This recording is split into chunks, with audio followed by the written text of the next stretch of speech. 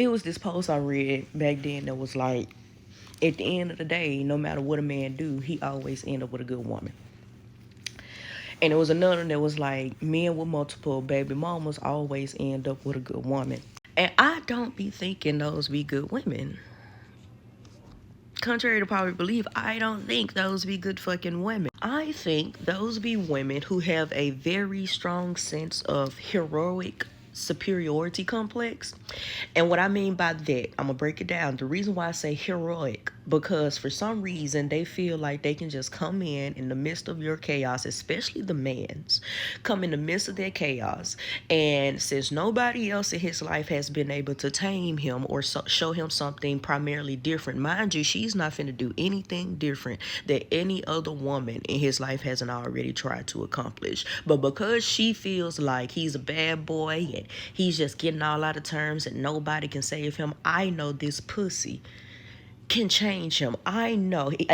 Yes, of course, he's had 6 pussies and 2 assholes, but he ain't had this pussy. He ain't have this one, you know?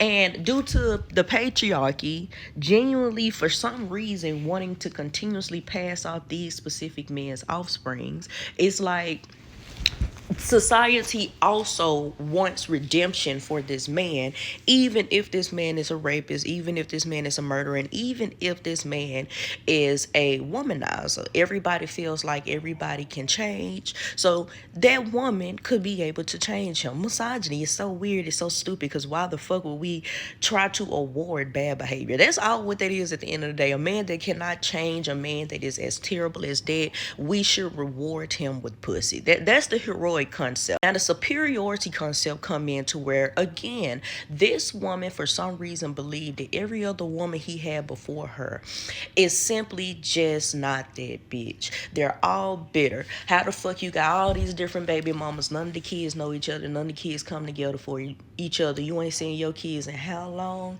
And somehow, some way, because those women had at least a little bit of sense to run away from that nigga, you feel like those bitches are soft. They're weak. I could never be those bitches. They supposed to be ride or fucking dies. And how dare they not be a ride or die to you specifically? So because those bitches are not ride or dies and all they want to do is take all of your money and leave you with nothing and keep you at a certain level, meaning that he can never soar any fucking where, I'ma come in and just remind those bitches who is the real fucking queen in this hoe. And I find that concept and mentality to be so funny to me, because with the pick me knowledge, is to genuinely believe that they can take the most toxic, masculine, misogynistic, abusive man, and somehow, some way you can mold that man into a traditional, hard-working, goal-oriented young man. I'm just like, you don't have that sort of power, bitch. You don't have that power. You're not who you think you are. So that's what fascinates me. These men don't be getting with good women. They simply get with women that are just like them.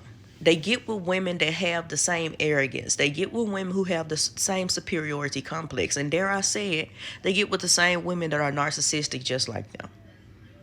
They're no better. And remember, there's always somebody for every motherfucking body, bitch.